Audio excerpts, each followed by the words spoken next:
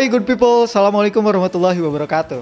Selamat siang, sore, atau malam, tergantung Anda kapan nonton video ini. Kita punya 3 kabar penting yang perlu good people tahu. Satu diantaranya adalah kabar soal wisata sejarah yang ada di Parepare, Sulawesi Selatan. Kemudian yang kedua adalah kabar soal guru honorer yang bisa menjadi teladan untuk kita. Yang ketiga adalah kabar soal tempat nongkrong yang asik nih buat anak-anak muda di Bekasi. Berikut cuplikannya.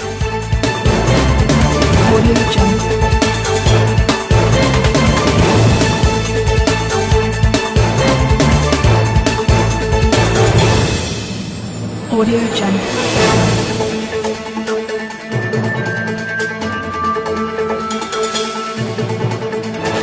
Kabar yang pertama soal wisata sejarah yang akan langsung liputannya disampaikan oleh rekan kami Muhammad Akbar. Silakan Akbar. Saya Muhammad Akbar Ramadan. Selamat malam pemirsa. Saat ini saya sedang berada di kota Parepare, Sulawesi Selatan. Yang dimana kota Parepare ini adalah sebuah kota di provinsi Sulawesi Selatan, Indonesia, dimana kota ini memiliki penduduk sebanyak 140.000 jiwa. Di awal perkembangannya ini kota Parepare merupakan perbukitan yang sekarang ini disebut sebagai kota Parepare. Dahulunya adalah merupakan semak-semak belukar yang diselang-selingi oleh lubang-lubang tanah yang agak miring sebagai tempat yang pada keseluruhannya tumbuh secara liar dan tidak teratur. Kemudian dengan melalui proses perkembangan sejarah sedemikian rupa, dataran itu dinamakan sebagai kota Parepare saat ini. Kota Parepare ini merupakan tempat kelahiran Presiden ketiga Republik Indonesia, yaitu Profesor Dr. Insinyur Baharudin Yusuf Habibie, atau yang kita kenal dengan B.J. Habibie. Lahir pada tanggal 25 Juni 1936 di kota pelabuhan itu. Karakter dan pendidikan Habibie kecil ditempa dengan baik oleh kedua orang tuanya, pasangan Raden Ajeng Tuti Martini Purworejo dan Alwi Abdul Jati Habibie. Habibie bukan hanya dibekali dengan ilmu pengetahuan dari orang tuanya, namun juga sejak kecil telah ditanamkan pendidikan agama yang baik. Pencapaian yang telah dia raih oleh Presiden ketiga yaitu Baharudin Yusuf Habibie tentu menghadirkan kebanggaan besar bagi masyarakat kota Parepare. Tak ayal pemerintah kota menggodok berbagai program untuk mengapresiasi peran positif Habibie bagi bangsa Indonesia. Di kota ini lahir pemimpin bangsa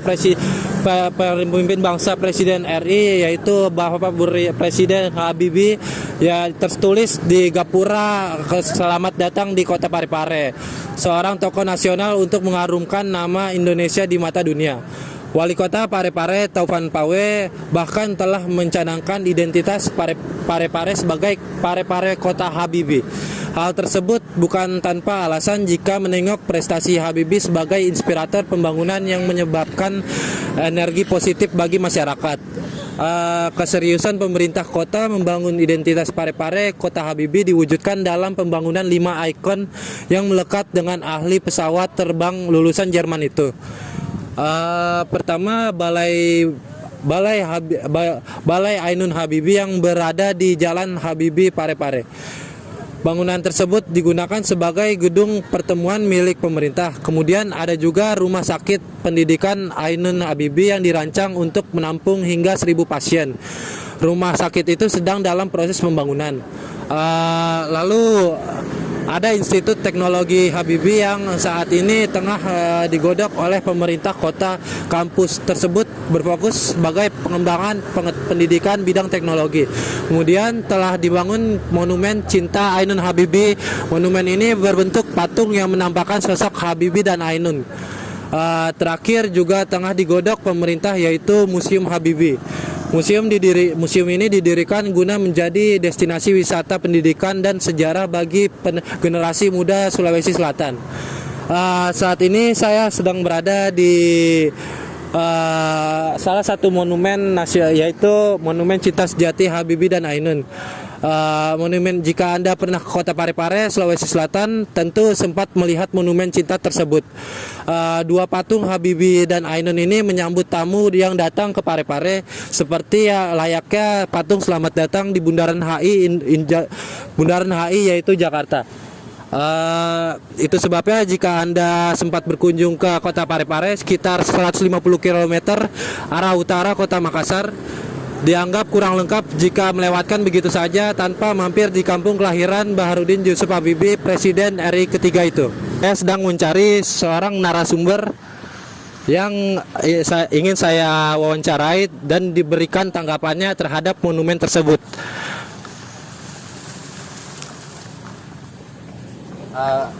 Selamat malam, Mas. Dengan Mas siapa? Mas Wahyu. Mas Wahyu. Mas Wahyu ini datang dari mana, Mas? Kalau boleh tahu? Datang dari Makassar. Dari Makassar, Mas? Iya. Oh, Mas ini sedang berusia berapa, Mas? Usia saya 19 tahun. 19 tahun. Bekerja atau mahasiswa? Saya sedang bekerja. Oh, sedang bekerja ya? Ya, kira-kira datang ke sini itu perlu perjalanan berapa waktu, berapa jam, Mas? Ya 7 jam mungkin ya. Saya nggak terlalu ingat, saya 7 sampai 8 jam lah. Karena Oh. juga santai. Oh, 7 sampai 8 jam ya, Mas ya? Berarti cukup jauh juga dari ini. Cukup. Datang ke monumen ini, tanggapannya seperti apa, Mas, untuk monumen Habibie dan Ainun ini? Tanggapan saya cukup takjub sih, karena apa ya? Karena itu membuktikan cinta sejati itu ada. Yang masalahnya adalah saya datang sendiri gitu, masih jomblo. Saya seperti melihat cinta sejati, mungkin saya dapat nanti kalau saya habis datang dari sini. Saya berdoa semoga Mas sendiri dapat jodoh di sini ya, Mas ya, dengan melihat monumen Habibie dan Ainun ini ya, Mas ya. Amin, amin. Baiklah, seperti itulah tanggapan seorang yang datang ke monumen Habibie dan Ainun ini. Saya akan mencari seorang lagi untuk diberikan tanggapannya terhadap monumen Habibie dan Ainun ini. Selamat malam, Mas. Selamat malam. Dengan Mas siapa, Mas? Dengan Mas Arya Mas Arya, Mas. Mas Arya ini datang dari mana, Mas? dari Kabupaten Sopeng. Oh, Kabupaten Sopeng ya. Kira-kira berapa jam, Mas, untuk mencapai Kota Parepare ini? Sekitar 3 jam sampai 4 jam lah. Oh, 3 sampai 4 jam ya, Mas ya. Datang ke sini untuk melihat monumen cinta sejati Habibie dan Ainun ini. Iya, mau melihat bahwa bagaimana keindahannya. Oh, seperti itu ya. Kira-kira tanggapannya Mas nih, Mas Arya nih, Mas Arya benar. Ya. Mas Arya untuk monumen cinta sejati Habibie dan Ainun ini. Tanggapan saya sangat bagus buat inspirasi banyak orang, apalagi Oh, sangat menginspirasi ya, Mas ya. inspirasi. Kira-kira untuk kedepannya untuk anak muda-muda ya di sekitar Kota Parepare dan Sopeng, Mas, kira-kira kisah cinta Habibie dan Ainun ini akan menginspirasi gak sih, Mas? Kalau menurut saya pasti banyak menginspirasi bagi anak muda, apalagi kalau bagi anak muda menurut saya seperti saya, karena cinta Habibie sama Ainun itu sangat abadi. Nanti Oh. dipisahkan. Oh, jadi sangat menginspirasi ya, Mas ya. Oke. Bagaimana tanggapan monumen cinta sejati Habibie dan Ainun ini?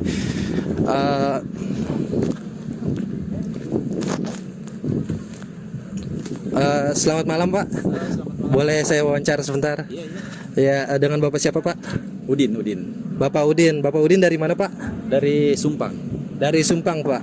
Kira-kira perjalanan dari Parepare ke Sumpang berapa lama, Pak? 15 menit lah. Oh, 15 menit ya, Pak. Kira-kira dengan adanya monumen cinta sejati Habibie dan Ainun ini menginspirasi warga sekitar gak sih, Pak? Iya, pasti. Pasti menginspirasi. Bapak kesini dengan seorang sendiri atau gimana? Dengan teman-teman. Oh, dengan teman-teman ya. Oh. Sedang menikmati liburan ya, Pak? Iya, kebetulan habis bulan Ramadan ini kan mau cari dulu refreshing dulu. Oh, cari refreshing. Begitulah tanggapan warga sekitar, yang dimana monumen cinta sejati Habibie dan Ainun ini tidak hanya sebagai tempat rekreasi semata. monumen ini seperti sebagai inspirasi dan juga sarana rekreasi bagi warga sekitar. Saya akan mencari narasumber kembali. Selamat malam Bapak. Dengan Bapak siapa? Dengan Bangsul. Bangsul, Pak Bangsul. Bulukumba. Pak Bangsul dari Bulukumba. Kira-kira perjalanan dari Bulukumba sampai Parepare ini berapa lama Pak? Saya perjalanan mulai kemarin sampai mampir ke Maros sampai ke Pangkep ke sini. Ya. Mampir ke sini untuk melihat monumen Cinta Sejati Habibie dan Ainun Pak. Ya, melihat patung sejarah dan sebagai tokoh nasional kita. Sebagai presiden ketiga Indonesia, Bapak apa sih yang menginspirasi dari sosok kedua presiden, yaitu Bapak Habibie dan Ibu Ainun? Dia adalah tokoh kebangsaan kita, itu tokoh nasional yang menginspirasi semua kalangan anak milenial dan yang kita supaya semangat untuk membangun Indonesia. Seperti itulah tanggapan dari Pak Bangsul, yang dimana tanggapan beliau ada monumen tersebut sebagai Terima kasih Pak Bangsul atas pewawancaranya. Terima kasih. Oke, sukses. Parepare. Habibie Ainun. Seperti itulah tanggapan dari warga sekitar terhadap monumen Cinta Sejati Habibie dan Ainun. Sangat menginspirasi kedua sosok beliau ini.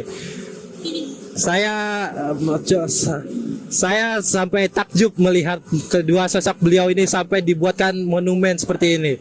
Begitu besar cinta beliau. Saya Muhammad Akbar Ramadan, Parepare, Sulawesi Selatan melaporkan. Iya, itu tadi liputan dari Parepare.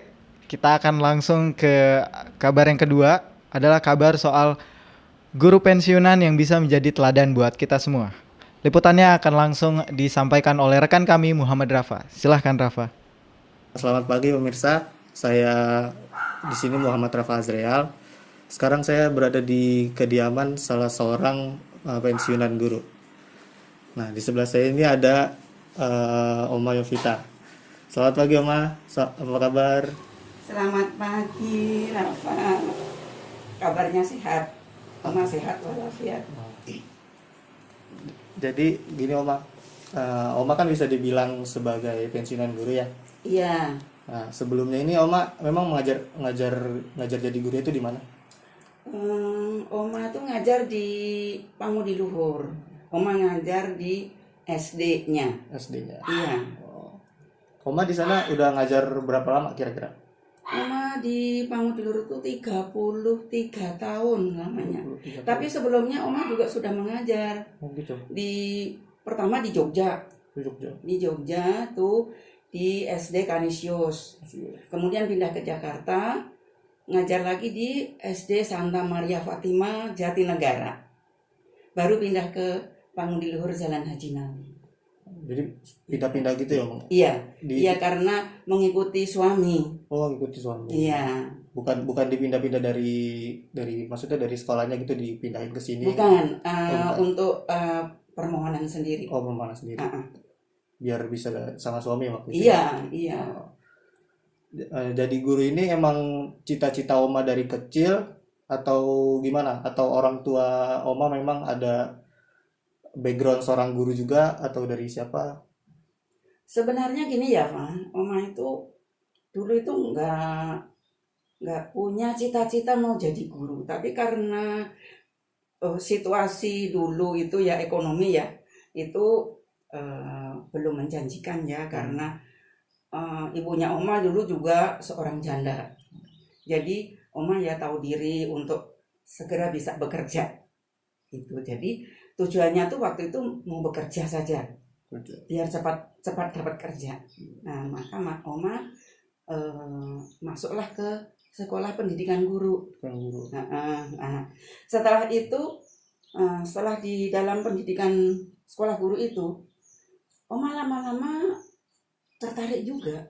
Jadi langsung bisa mendalami, memahami, oh alangkah baiknya menjadi guru itu berjasa bagi nusa dan bangsa, bagi generasi penerus. Itu jadi cita-citanya tidak jadi guru tadinya, tapi setelah masuk jadi guru, jadi sekolah guru, gitu ya. akhirnya ya lama-lama tertarik dan langsung mendalami. Terus di Pangudiluhur tadi ya? Terakhir di Pangudiluhur. Nah di sana itu Oma mengajar sebagai guru SD, benar? Jadi iya, guru SD, jadi mengajar full ya, Rafa, karena di Pangudiluhur itu yang difakan itu setelah kelas 4, 5, 6 itu baru difakan bahasa Indonesia, matematika, IPS, itu baru ada guru faknya. Tapi kalau kelas 1, 2, 3 itu guru kelas. Guru kelas, jadi mengajar semuanya. Iya. Jadi Oma ini salah satu yang mengajar semua pelajaran juga gitu, atau Dan megang semua pelajaran gitu? Iya benar, dan Oma di situ diberi apa ya, tugas kewenangan untuk menjadi wakil kepala sekolah selama ya lebih dari 12 tahun. Jadi baru setelah muncul yang muda-muda baru ada penggantinya. Oma dipindahin di Pangudiluhurnya itu tahun berapa mah kalau masih ingat? Tahun 1974. 1974. Udah lama juga. Udah lama banget. Kamu belum lahir, masih jauh. Iya. Iya. Itu dari Oma mengajar tuh dari tahun 1967. 1967. Iya. Pindah ke Pangudiluhurnya di 1974. Iya, benar. Terus dari Pangudiluhur udah nggak kemana-mana lagi? Nggak kemana-mana. Jadi tetap di situ sampai pensiun. Dari 74 sampai pensiun? Sampai 2006. 2006. Berapa tahun berarti ya? 33 lah. 33 berarti ya. Terus cara mengajar Oma di kelas itu seperti apa sih caranya? Biar apa namanya, murid Oma tuh gampang masuk pelajaran yang Oma dapat gitu. Begini ya Pak ya, sebagai seorang guru itu memang harus mendalami ilmu keguruan, ilmu pendidikan, ilmu jiwa.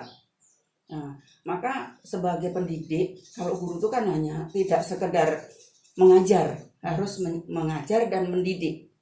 Maka harus memahami benar jiwa anak yang menjadi anak didik. Jadi Oma jadi guru SD, maka Oma juga harus menjiwai bagaimana jiwa anak-anak SD itu, biar mudah untuk menyampaikan pelajaran yang ingin Oma sampaikan. Biar mudah. Biar masuk kalau jadi Oma sendiri ya seakan-akan seperti anak SD, supaya kita sebagai teman jadi bisa saling mudah pokoknya untuk saling berinteraksinya lebih gampang. Berinteraksinya mudah. Jadi kalau memang guru itu jadi guru TK ya begitu, seakan-akan kita seperti anak TK. Iya. Guru SD ya begitu, guru SMP semakin jenjangnya lebih tinggi. Semakin disesuaikan juga. Iya, semakin disesuaikan. Itu seorang pendidik sebenarnya begitu. Menurut Oma itu. Jadi kalau misalkan kita ngajarin anak TK, jadi kita harus bisa menyelami, berkelakuan kayak anak TK gitu. Iya, benar. Diajak main gitu. Iya, benar. Iya, anak SD juga begitu, gimana anak SMP. Jadi kita menyesuaikan. Oke. Jadi Oma, waktu Oma mengajar ini ada pengalaman yang menarik gak yang sampai sekarang tuh Oma tuh nggak lupa gitu? Oh ya, tentunya ada. Tentunya kalau yang menarik itu bagi anak-anak ya, anak-anak seusia SD ya, kan masih sering bandel-bandelnya gitu ya. Bandel-bandelnya anak SD itu yang bandel-bandel itu yang mengesan. Yang bikin menangis juga ada. Ada. Ada yang bikin menangis Oma dulu karena saking bandel sekali, susah sekali untuk dinasehati, sampai Oma juga pernah menangis. Ada. Itu yang paling mengesan. Tapi kalau yang pintar-pintar ya ada juga yang mengesan. Bahkan sampai sekarang ini ada loh yang jadi menteri muridnya Oma. Oh, ada. Itu Agus Gumiwang Kartasasmita, itu muridnya Oma dulu di SD Pangudi Luhur. Menteri Itu apa menteri tuh? apa ya itu? Agus Gumiwang. Pokoknya menteri lah ya. Menteri ya. Terus ada yang jadi pastor, udah ada 2 yang jadi pastor. Kemarin itu ada satu lagi terakhir tanggal 8 Mei itu baru dikukuhkan menjadi pastor di katedral. Itu ya suatu kebanggaan ya, kepuasan, kebanggaan, ya sukacita lah pokoknya. Sukacita dan duka cita itu pasti ada sebagai pendidik itu, sebagai guru. Gitu. Tapi itu sudah wajar lah kalau masalah-masalah itu. Terus menurut Oma nih, Oma milih jadi guru ini sesuatu, jadi pekerjaan yang menyenangkan gak bagi Oma? Oh, sangat menyenangkan, menyenangkan, ya? sangat menyenangkan karena menjadi guru itu banyak sekali pengetahuan yang Oma bisa petik, ya. Suka dukanya banyak. Oke. Jadi ya tadinya memang bukan cita-cita, tapi akhirnya digeluti menjadi supaya ada kepuasan batin lah. Nah, setelah Oma jadi pensiun ini, kira-kira ada rencana lain supaya lanjut jadi guru, atau misalkan jadi guru les atau gimana? Sebenarnya begitu pensiun tuh Oma masih diminta untuk menjadi guru les ya. Terus ya Oma jalani kira-kira berapa tahun ya, 3 tahun atau 4 tahun gitu. Setelah itu suami kan tidak mengizinkan lagi, udahlah sudah pensiun ya sudah. Oh iya sudah, biar generasi penerusnya lagi yang diberi kesempatan untuk melanjutkan.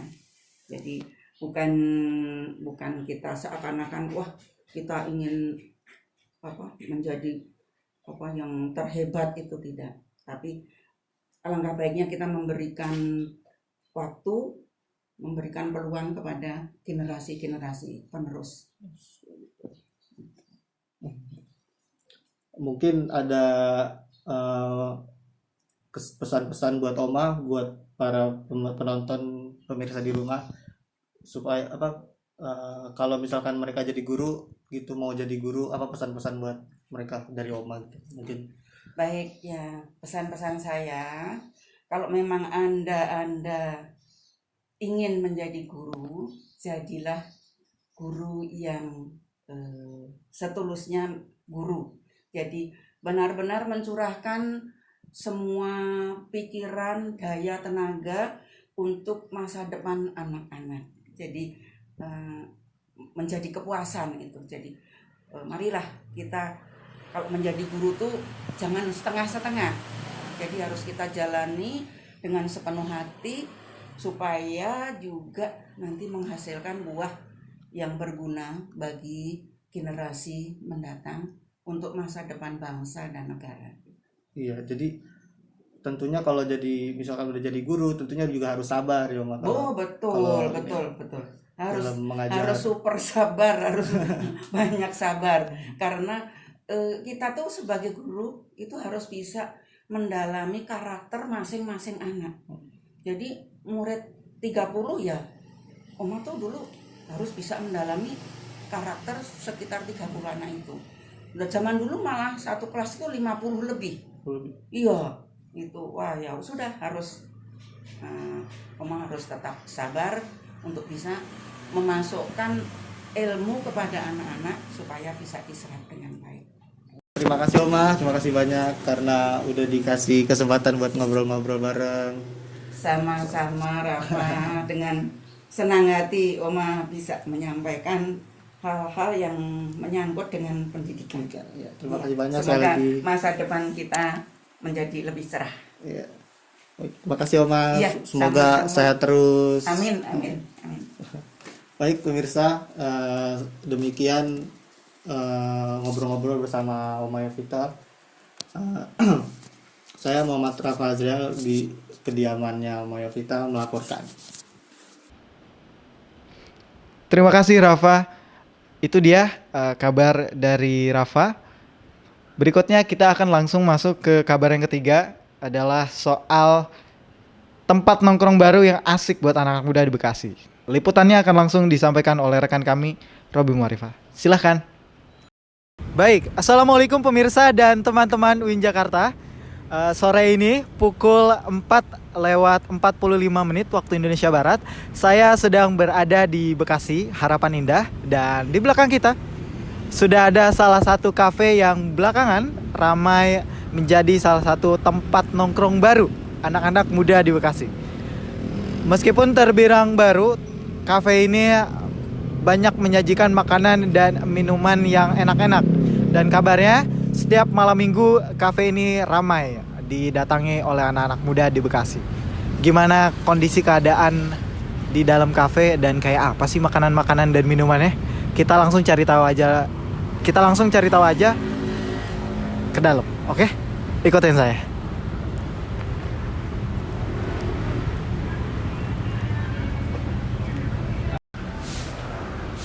Baik pemirsa dan teman-teman UIN Jakarta, sekarang saya sudah berada di halaman depan Ajib Coffee. Dan seperti kita lihat, konsepnya kayaknya konsep lesehan gitu, dengan beanbag dan meja di atas rumputan hijau. Kita akan coba langsung tanyakan ke salah satu pengunjung yang sedang nongkrong di Ajib Coffee. Langsung aja ya. Halo Mas, selamat sore. Sorry ganggu. Dengan Mas siapa? Randy, Dengan Masnya? Rizky. Oh Rizky. Mas Randy dan Mas Rizky ini lagi ngapain di sini? Lagi nongkrong aja sih. Nongkrong aja. Iya. Sering Mas nongkrong di sini? Lumayan sering. Ini kerabat atau Teman sih mas. oh teman? Kenapa milih nongkrong di kafe ini, Mas Randy dulu? Nah tempatnya unik di Bekasi ya, cuman ini sih yang unik. Jadi nyaman juga. Oke, Masnya? Karena se-cozy itu sih tempatnya, kayak Nyaman. ininya beda ya. Beda-beda aja lah, beda yang sama yang lain. Oke. Biasanya kalau lagi nongkrong nih, mesennya apa Mas? Saya es teh biasanya. Es teh. Iya. Kalau Masnya? Saya biasanya V60. V60. Oh, oke. Gimana tentang makanannya atau minuman yang biasanya dipesan? Agak beda sih, es tehnya lebih berasa tehnya gitu kalau di sini. Oke. Masnya? Karena bestnya juga lumayan berpengalaman juga, ya bagus sih. Di manual brewnya juga enak, Vietnam dripnya. Oke. Iya. Jadi enak lah ya. Jadi ngumpul di sini tuh udah kayak enak, nyaman banget ya untuk kumpul-kumpul kayak temenan gitu ya. Baik Mas Randy dan Mas Rizky, terima kasih atas waktunya. Sorry udah ganggu. Kita akan langsung masuk ke dalam lagi. Thank you Mas ya. Oke, sekarang kita akan coba langsung cari tahu ke dalam kayak apa. Yuk. Oke. Sorry. Oke. Nah, sekarang kita sudah berada di ini kayaknya tempat utamanya ya, di tempat utama di depan bar. Sekarang kita akan tanya-tanya langsung aja ke mungkin baristanya di sini. Kita akan langsung tanya ya. Oke. Permisi Mas, sorry ganggu. Dengan Mas siapa? Tama. Mas Tama. Sebagai baristanya atau? Saya di sini barista sekaligus head barnya. Di sini ada apa? Oh iya, kami kebetulan sedang liputan, jadi mau tanya-tanya aja Mas. Oke. Ini Ajib Coffee ini sudah berapa lama? Kalau Ajib Coffee ini kita sudah berjalan 5 bulan, tapi sekarang normalnya masih 4 bulan. Oke. Tapi sekarang jadi lagi menuju ke 5 bulan. Baik. Selama itu gimana Mas? Perkembangannya mungkin atau pengunjungnya ramai atau? Kalau yang lihat dari pasaran dari sini ya, dari sini sih bukan karena daerahnya atau apa, tapi memang di sini lumayan rame. Tapi karena ini bukan jalur utama jadi orang nggak begitu banyak yang tahu. Tapi orang yang udah kesini pasti balik lagi. Oke. Biasanya yang ramai dipesan oleh para pengunjung atau pelanggan tuh apa Mas menunya? Nah rata-rata di sini ada minuman varian mocktail. Mocktailnya itu di sini tampilannya kita menarik-narik, makanya di situ yang bikin customer tuh jadi pengen interesting buat beli lah. Oh oke. Mocktail tuh nggak pakai alkohol dia ya? Enggak, kalau mocktail itu nggak pakai alkohol. Oke, siap. Terus kalau yang jadi andalan di cafe ini apa Mas? Buat menu kopinya di sini andalannya kita ada butterscotch, ada JKMPC coffee, sama ada manual brewan juga. Manual brew di sini lumayan naik di sini. Karena kita di sini pakai beans-beansnya langsung beans premium dari Bandung. Selain makanan, selain minuman mungkin ada makanan juga atau? Makanan di sini banyaknya paling cemilan. Nah kalau buat main course-nya yang paling banyak keluar di sini nasi goreng Surabayanya. Karena di sini kan jarang nasi goreng Surabaya. Nah kita di sini ada nasi goreng Surabaya ini. Jadi menciri khaskan tempat kita ini. Baik. Itu aja mungkin Mas. Terima kasih banyak. Nanti saya habis ini kita langsung pesan. Oke, thank you Mas. Kita akan coba karena ada satu ruangan lagi nih. Kita harus explore tempat ini. Oke, siap. Let's go. Baik pemirsa dan teman-teman di UIN Jakarta, sekarang kita sudah berada di ruangan apa ini? Mungkin ruangan AC yang bisa membaca karena di sini ada disediakan buku-buku juga beberapa permainan kartu. Ada kamar mandi di sebelah kiri. Oke. Dan nih seperti yang bisa kita lihat, jadi di sebelah sana ada apa? Koleksi buku-buku. Saya gimana lewat ini ya? Oke. Seperti yang bisa kita lihat di sini ada koleksi buku-buku yang boleh dibaca oleh para pengunjung. Kemudian ini kalau kita perhatikan ya di sini ada buku-buku filosofi, kemudian ada buku bisnis juga, ada buku tokoh, buku profil tokoh, kemudian buku-buku novel juga ada di sini. Ya. Jadi siapapun mungkin yang berkunjung ke sini boleh untuk membaca buku ini. Juga ada kartu dan permainan-permainan kayak congklak. Wah, ini permainan tradisional. Congklak, kemudian ada kartu-kartu order, terus monopoli dan lain-lain. Kayaknya mungkin sengaja ya kafe ini menyediakan perlengkapan seperti ini agar para pengunjung yang datang ke cafe Jeep Coffee ini bisa merasakan kenyamanan juga betah lama-lama di sini. Sementara itu dulu yang bisa kami sampaikan dari Bekasi Harapan Indah.